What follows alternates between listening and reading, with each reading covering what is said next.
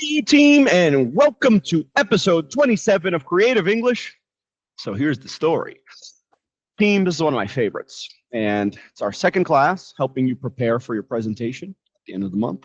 And we will be talking a little bit about storytelling. First point, I do not want to hear history telling. It is storytelling. History is for the class, the channel, World War II, Alexander the Great. I want to hear stories today. So I know a lot of my Brazilian students, they like to use history stories today. And not just any stories, we will be talking about work stories so that you can arrive prepared in 2 weeks. And me, I love a good story. I think most people do. And if you give me facts, you give me numbers out of context, I can't remember them. I'm not good at memorizing things, but if you tell me a good story, I will remember it till the day I die.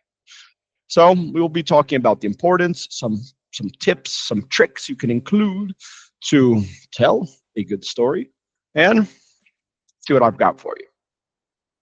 Number one, it's a quick one, how to get better at telling a story. It's a 1-minute video, but I'll already tell you the secret. You need to tell it more times. I'm sure that you have told many stories throughout your life, but you might not have done so in English. You don't know the timing. You don't know when to pause, when to accelerate, when to bring the audience in. And you need some practice in English. It's the secret. If you tell it many times, you're no longer worried about the words, about what comes next, and you can focus on your audience, on the situation, and tell it better. Now, my next question. What's the most important element to a great story? And this one's personal. Me, personally, I love world building. If the author, the creator, the storyteller can paint an image of a world or even a situation, if it's a real story, I will enjoy it. So that's the big one for me. And team, start thinking, was your best work or school story? So whenever we work on a skill, I like to bring 3 tips.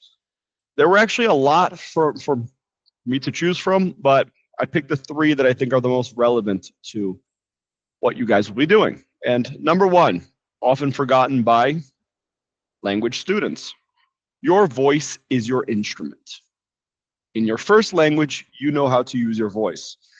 But sometimes it can sound a little monotonous when you are learning a second language because you are so focused on the haves and the has and the ins, ons, and ats that you forget that your voice, it's your instrument, it's your weapon. And you can pause to make something sound important. You can speed something up when it's really not that important. And you can be loud to show emotion. Ooh, you can bring your audience in by speaking softly. And all of these little details that we're so used to in our first language, we might not have practiced in our second language, in English. So remember, you can transmit a lot more information with your voice than any have or has can. And the best example I could think of, Martin Luther King's I Have a Dream speech. I mean, the words are great, but listen to his intonation, the way he brings the crowd almost like a DJ. It starts off, he's slower. Interesting fact, it was improvised in that whole I Have a Dream part. And he starts slowly, I have a dream. And at the end, he's loud, he brings everybody into what he's saying. And imagine if you're all the way in the back here, you're not listening to the words, you're listening to the emotion. And it became one of the best speeches of all time. So if you haven't heard it, take a look, it's worth it. But little exercise for you guys. 3 simple sentences. My challenge, I want you guys to read these in different ways. Imagine you're angry. I can't believe you did that. Are you serious? Maybe your friend's telling you, no, man, I can't believe you do that. You're crazy. And here, maybe you're serious at work. Team, this is where it all went wrong, right here. Or maybe you're telling a story and it was a normal day, at least I thought, but let me tell you, that's where it all went wrong. You open that ice cold beer Friday afternoon. This is exactly what I needed. Or it's a Monday, you look at your phone, 20 problems already. Yes, this is exactly what I needed. Yes, great. So you can be a little bit more sarcastic. And there are many ways you can read these. Practice. That's the secret. Number 2, emotional contrast. Or As the expression of the week goes, an emotional roller coaster. We want the ups and the downs. Watch this. Tell me if this is a good story. Jerome, he was walking down the street. He bumped into a lady. Her name is Maria. And they started talking. They went on a lovely date. They really liked each other.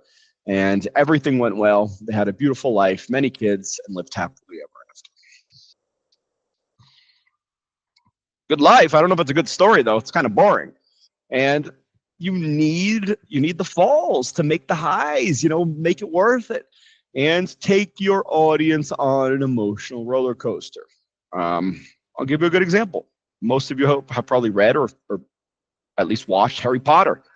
They built up Snape like the bad guy during I don't know how many books so that he could be the hero. Neville, the coward. And then at the end, he's the courageous one who pulls out the sword.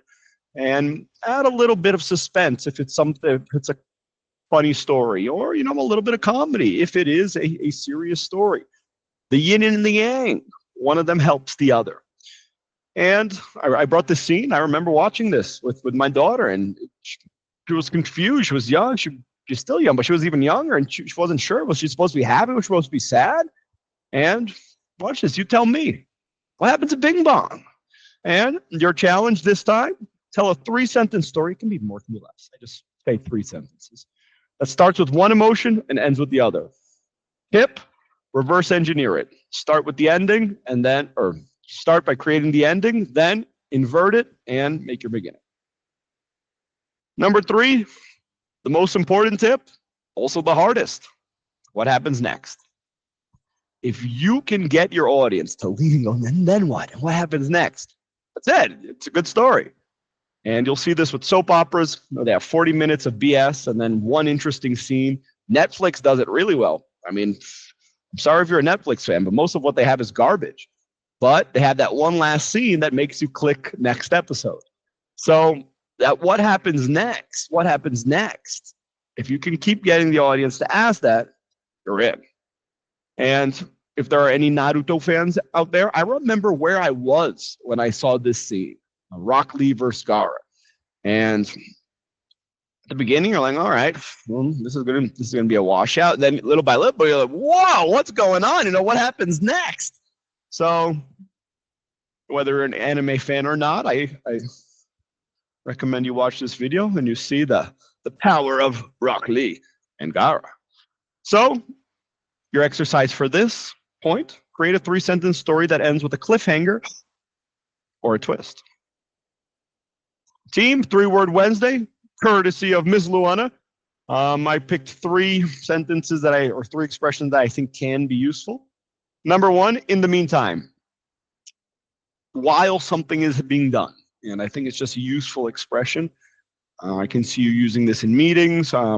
Or we're going to look at this. In the meantime, I want you to think about this. Number 2, eventually, I hear this all the time in Portuguese, but I don't hear my students using it in English. It's the same word. You can use it in English too. So it's a good word. And number 3, maybe the secret words for any good story, and to make matters worse. Keep throwing problems at your story. Your audience will love it. Here is our real challenge, work stories. This is to help you prepare for your presentation. And I asked you to bring 3. Number 1, a funny story. I think it's important. And we start with that, get those endorphins up, get people smiling. And, I heard some good ones. Miss Got All, you get the gold medal. Yours was the best one this week, easily. And so if you see Got All, ask her to tell her story about her dog and the teacher. It was quite the emotional roller coaster, but quite funny, at least today. Number 2, a story where you were nervous at first. Remember, this is work. And personally, I think these are the moments where we see the growth in our career. The real growth comes little by little with consistency, but where we can see it, these type of moments where you're nervous, like, oh my God, what am I doing here? And I got this. I'm all right. And number 3, it's important, especially if you go on an interview, you need a story where you were the hero at work.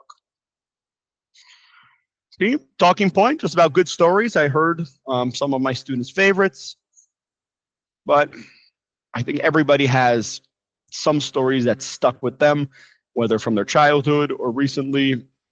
So, share some. It's great English practice and fun. Last up, I have 2 recommendations. This one was from Miss Tachi. Excellent. I had never seen this TED Talk. It's about 5 minutes. And it's memorable. You won't forget it. It's also useful. So it's quick, it's relevant, it's memorable. Take a look. And this one, I have to recommend it. It's like I say here, it's the TED Talk I've recommended the most times as a teacher. And it really is amazing. So if you haven't seen it, go see it. If you have, watch it again. Team, that's it. Like always, thank you, and I hope to see you in class. Have a good one.